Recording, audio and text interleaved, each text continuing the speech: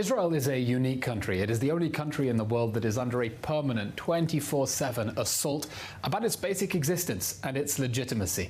Criticism is one thing. Criticism of a war is good, but it's not criticism.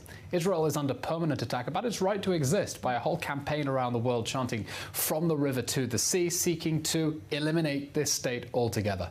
And that means that Israel has to be on its guard, and it requires citizens to step up, speak up, and it requires the diaspora as well to speak up for the state of Israel, because they understand the consequences if Israel is demonized, what that means for their ability to live as free Jews in the diaspora. Unfortunately, Israel hasn't been very effective or active in making the case for itself. The burden has fallen mostly on private citizens making the case for Israel, those involved with the Citizen Spokesperson's Office that I founded, those working in other formats. And I hope that as we pass our 77th Independence Day and look forward towards the 100th anniversary of the State of Israel, we really give this country a kick up the backside and start speaking up for ourselves. When you are speaking up for the State of Israel and you have some of these debates, even with some other influential voices around the world, what's been one of the most common misconceptions that you've heard from these anti-Israel voices about their perception of Israel? There is a fundamental misunderstanding of what Israel is, because Israel's opponents around the world are projecting onto it.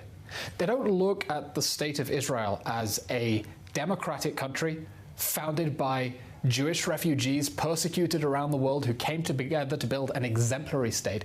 They see it as an example of colonialism, imperialism, even white supremacism, which would be a surprise to anyone who's seen how brown Israelis are. Just go down the beach on a Saturday.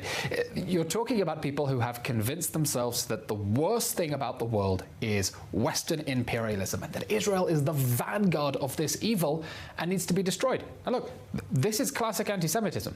Anti-Semitism has always been the belief that the Jews stand in the way of some greater utopian world, and if you fix the Jewish problem, you pave the way to the salvation of mankind.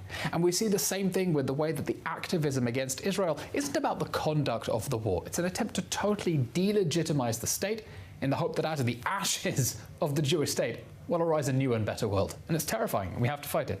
And that is exactly what you've been doing for well over a year and a half at this point. Eylon, as we mark this 77th Independence Day, how do you yourself celebrate Independence Day here in Israel? Well, unfortunately, there isn't going to be a fly past this year because our planes are a little bit preoccupied with the war right now. Yes. But I always enjoy standing on the beach in Tel Aviv with my feet in the water, watching the planes go overhead. It's always jolly good. Barbecue is not so much when you're a vegetarian. It's not quite as exciting as when you're an meat eater. But being able to celebrate with friends and the sunshine in Israel, there's nothing like it. One last thing, any message that you would have for anyone watching, not only here in Israel, but the diaspora, an Independence Day message coming from the State of Israel? Things can always get better, but it's going to depend just on us. Israel is a heartbeat away from celebrating its 100th Independence Day. It's just around the corner. Israeli couples who get married this year are going to have kids who could be, receiving an honor from the president as one of the 100 outstanding soldiers in just 23 years' time. And Israel needs to start looking forward. Every decision we make needs to be with an eye on 100 years. How do we want to reach the centenary as a country? It's possible the wheels fall off this place, but it's also possible that we're able to use that reprieve of October 7th, that rediscover that moment of solidarity, of unity, of togetherness, of all hands on deck in order to create a really, really wonderful future here. 100 years, that's what we're counting down towards, it seems. Eylon Levy, thank 120, let's count down 120, let's continue. Eylon Levy, thank you for being with us. We also want to wish all of our viewers a very happy Independence Day, a Yom Ha'atzmaut Sameach, however and wherever you may be celebrating. Thank you so much for tuning into this special Independence Day edition of I-24 News.